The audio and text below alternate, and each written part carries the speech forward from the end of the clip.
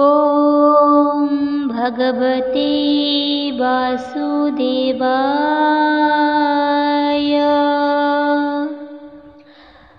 ॐ भगवते वासुदेवाय। अर्जुन विषाद योगः अध्याय 1 श्लोक 6। युधामनश्च विक्रान्तः उत्तमोजश्च वीर्यवान् सौभद्रो द्रौपदेयश्च सर्व एव महारथा। एठारे पराक्रमी युधामन्यु वीर्यवान उत्तमौजा सुभद्रांक पुत्र एवं द्रौपदींक पुत्र माने अछंती। सुभद्रांक पुत्र अभिमन्यु एवं द्रौपदींक पुत्र माने हेउचंती प्रतिबिंध्य, सुतसोम, श्रुतकर्मा, शतानिक, श्रुतसेन। ए समस्ते ही महारथी अटंती। व्याख्या। दुर्योधन पांडव पक्षरु आहुरी केतेक मुख्य योद्धांक नाम नेउछंती। युधामन्यु एवं उत्तमौजा पांचाल देशर दुई पराक्रमी वीर जेउमाने अर्जुनक रथरे चक्र रक्षक थिले। सुभद्रांक पुत्र अभिमन्यु जणे अत्यंत वीर युवक जे कि अर्जुनक समकक्ष योद्धा भावे परिगणित हेउथिले। द्रौपदींक 5 पुत्र मध्य महारथी थिले। दुर्योधन समस्तଙ୍କୁ सर्व एवे महारथः कही पांडव सेनार शक्ति और गभीरता को स्वीकार करुछंती। यह तांको मनर भय एवं चिंता को मध्य प्रकाश करे। श्लोक 7। अस्माकं तु विशिष्टा ये तान्निबोध द्विजोतम नायका मम सैन्यस्य संगार्थं तन्विमिते। हे द्विजोतम, आम पक्षरे मध्य जो विशिष्ट योद्धा माने अछंती सेमानंको जानंतु। आपणक सूचना पाई मु मो सेनार सेही नायक मानक नाम कहूची। व्याख्या। शत्रु पक्षर शक्ति वर्णना करिबा परे दुर्योधन एबे निज पक्षर वीर मानक विषय कहिबाको आरंभ करुचंती। से द्रोणाचार्य को द्विजोतम श्रेष्ठ ब्राह्मण कही सम्मान देउछंती एवं निजर मनोबल बुद्धि करने चेष्टा करुछंती। अस्माकं तु विशिष्टा ये अर्थात आम पक्षरे जो विशिष्ट व्यक्ति अछंती से दर्शाइबाकु चाहुचंती जे तांको सेना मध्य कम शक्तिशाली नुहंती। से निज सेनार मुख्य नायक मानक नाम कहिबाकु जाउछंती जहाद्वारा द्रोणाचार्य एवं अन्य मानक मनरे आत्मविश्वास सृष्टि हेबो। भवान् भीष्मश्च कर्णश्च कृपश्च समतिञ्जय अश्वत्थामा विकर्णश्च सौमदत्तिस्तथैवतः।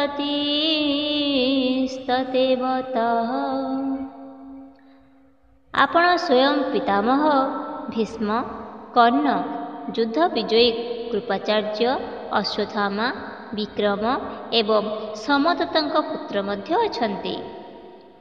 व्याख्या। दुर्योधन निज पक्षर महारथी मानक नाम गणना करुछंती। से प्रथमे द्रोणाचार्य को ही संबोधित करी तांकर महत्व स्वीकार करुछंती। तापरे से अजय योद्धा पितामह भीष्मଙ୍କ नाम नेउछंती। परे कर्ण जे अर्जुनଙ୍କ प्रतिद्वंदी भावे परिचित तांक नाम कहउचंती।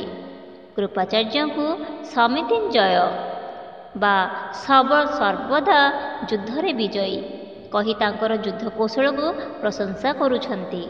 द्रोणଙ୍କ पुत्र अश्वत्थामा दुर्योधनଙ୍କ भाई विकर्ण जे न्यायप्रिय थिले एवं समदत्तଙ୍କ पुत्र भूरिश्रवाଙ୍କ परी वीरମାନଙ୍କ नाम मध्य से उल्लेख करिछंती। एहाद्वारा से दर्शाउछंती जे कौरव सेना मध्य अत्यंत शक्तिशाली एवं अनुभवी योद्धामानଙ୍କ द्वारा परिपूर्ण। श्लोक 9। अन्ये च बहवः असुरा मदर्थे त्यक्तजीविताः नानाशस्त्रप्रहरणाः सर्वे युद्धो विशारदा।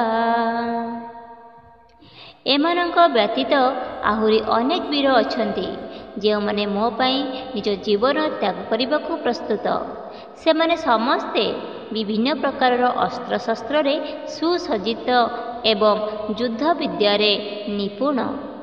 ବ୍ୟାଖ୍ୟା ମୁଖ୍ୟ ଯୋଦ୍ଧାମାନଙ୍କ ନାମ ନେବା ପରେ ଦୁର୍ଯ୍ୟୋଧନ କହୁଛନ୍ତି ଯେ ତାଙ୍କ ପକ୍ଷରେ ଆହୁରି ଅସଂଖ୍ୟ ବୀର ଅଛନ୍ତି। ସେ ଗର୍ବର ସହ କହୁଛନ୍ତି ଯେ ଏହି ବୀରମାନେ ମଦର୍ଥେ ତ୍ୟକ୍ତଜୀବିତାଃ ଅର୍ଥାତ୍ ତାଙ୍କ ଦୁର୍ଯ୍ୟୋଧନମାନଙ୍କ ପାଇଁ ନିଜର ପ୍ରାଣବଳି ଦେବାକୁ ମଧ୍ୟ ପ୍ରସ୍ତୁତ। ଏହା ଦୁର୍ଯ୍ୟୋଧନଙ୍କ ଅହଙ୍କାର ଏବଂ ନିଜ ପ୍ରତି ସେମାନଙ୍କର ସମର୍ପଣ ଭାବକୁ ଦର୍ଶାଏ। ସେ ଆହୁରି କହୁଛନ୍ତି ଯେ ଏହି ଯୋଦ୍ଧାମାନେ କେବଳ ସଂଖ୍ୟାରେ ଅଧିକ ନୁହନ୍ତି ବରଂ ସେମାନେ ନାନା ଶସ୍ତ୍ର ପ୍ରହରଣା ବିଭିନ୍ନ ଅସ୍ତ୍ରଶସ୍ତ୍ରରେ ସୁସଜ୍ଜିତ ଏବଂ ସର୍ବେ ଯୁଦ୍ଧ ବିଶାରଦା ସମସ୍ତେ ଯୁଦ୍ଧ କଳାରେ ପାରଙ୍ଗମ। ଏହାଦ୍ୱାରା ସେ ନିଜ ସେନାର ସାମଗ୍ରିକ ଶକ୍ତି ଓ ପ୍ରସ୍ତୁତି ଉପରେ ଗୁରୁତ୍ୱ ଦେଉଛନ୍ତି। ଶ୍ଲୋକ 10 ଅପର୍ୟାପ୍ତଂ ତଦସ୍ମାକଂ ବଲଂ ଭୀଷ୍ମାଭିରକ୍ଷିତଂ ପର୍ଯ୍ୟାପ୍ତଂ ତୁଦେମେତେଷାଂ ବଲଂ ଭୀମାଭିରକ୍ଷିତଂ। ଭୀଷ୍ମଙ୍କ ଦ୍ୱାରା ସୁରକ୍ଷିତ ଆମର ଏହି ସେନା ବଳ ଅପର୍ଯ୍ୟାପ୍ତ କିନ୍ତୁ ଭୀମଙ୍କ ଦ୍ୱାରା ସୁରକ୍ଷିତ ଏମାନଙ୍କ ପାଣ୍ଡବକ ସେନା ବଳ ପର୍ଯ୍ୟାପ୍ତ। ବ୍ୟାଖ୍ୟା ଏହି ଶ୍ଲୋକର ଅର୍ଥକୁ ନେଇ ଦୁଇ ପ୍ରକାର ମତ ରହିଛି। ଅପର୍ଯ୍ୟାପ୍ତର ଅର୍ଥ ଅସୀମ ବା ଯଥେଷ୍ଟ ନୁହେଁ ହୋଇପାରେ ଏବଂ ପର୍ଯ୍ୟାପ୍ତର ଅର୍ଥ ସୀମିତ ବା ଯଥେଷ୍ଟ ହୋଇପାରେ। ପ୍ରଥମ ଅର୍ଥ ଅନୁସାରେ ଦୁର୍ଯ୍ୟୋଧନ ଗର୍ବରେ କହୁଛନ୍ତି ଯେ ଭୀଷ୍ମଙ୍କ ନେତୃତ୍ୱରେ ତାଙ୍କ ସେନା ଅସୀମ ଓ ଅଜୟ ଯେତେବେଳେ କି ଭୀମଙ୍କ ନେତୃତ୍ୱରେ ପାଣ୍ଡବ ସେନା ସୀମିତ ଓ ପରାଜିତ ହେବା ଯୋଗ୍ୟ।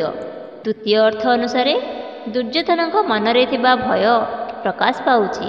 ସେ କହୁଛନ୍ତି ଯେ ଯଦିଓ ଭୀଷ୍ମ ଆମ ସେନାର ରକ୍ଷକ ତଥାପି ଆମ ସେନା ବିଜୟ ପାଇଁ ଯଥେଷ୍ଟ ମନେ ହେଉନାହିଁ କାରଣ ଭୀଷ୍ମଙ୍କ ସ୍ନେହ ପାଣ୍ଡବମାନଙ୍କ ପ୍ରତି ମଧ୍ୟ ଅଛି କିନ୍ତୁ ଭୀମଙ୍କ ଦ୍ୱାରା ରକ୍ଷିତ ପାଣ୍ଡବ ସେନା ବିଜୟ ପାଇଁ ଯଥେଷ୍ଟ ମନେ ହେଉଛି କାରଣ ଭୀମ ପୂର୍ଣ୍ଣ ସମର୍ପଣ ଭାବରେ ଲଢ଼ିବେ। ଏହି ଦ୍ୱନ୍ଦ୍ୱ ଦୁର୍ଯ୍ୟୋଧନଙ୍କ ଅନ୍ତରରେ ଥିବା ଆଶଙ୍କାକୁ ସୂଚାଏ। ଓମ୍ ନମଃ ଭଗବତେ ବାସୁଦେବାୟ।